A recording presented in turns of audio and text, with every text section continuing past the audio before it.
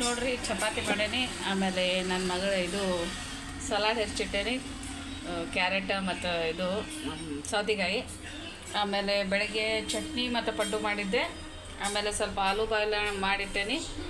ಆಮೇಲೆ ಇದೊಂದು Italian style ಅಂತಂದು ಇವರಿಗೆಲ್ಲ ಭಾಳ ಇಷ್ಟ, ನಮ್ಮ ಮನೆಯವ್ರಿಗೆ.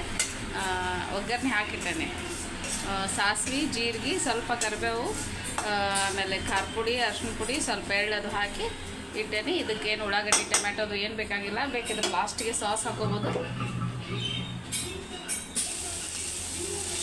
ಏನಿಲ್ಲ, ಇದು ಜಸ್ಟ್ ಆಲೂ ನಾನು ಆಲ್ರೆಡಿ ಸೊಪ್ಪು ಎಲ್ಲ ತೆಗೆದು ಬಾಯ್ಲ್ ಮಾಡಿಟ್ಟೇನೆ.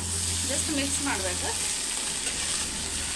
ಆಮೇಲೆ ಅವು ಎಲ್ಲಿ ಸ್ಮ್ಯಾಶ್ ಆಗ್ಲಾರ್ದಂಗೆ ನೋಡ್ಕೋಬೇಕು. ಒಂಥರ ಡ್ರೈ ಇರ್ತೈತಿ. ಸ್ವಲ್ಪ ಎಣ್ಣೆ ಹಾಕ್ತೇನೆ, ಎಣ್ಣೆ ಸ್ವಲ್ಪ ಕಡಿಮೆ ಆಗಿತ್ತು.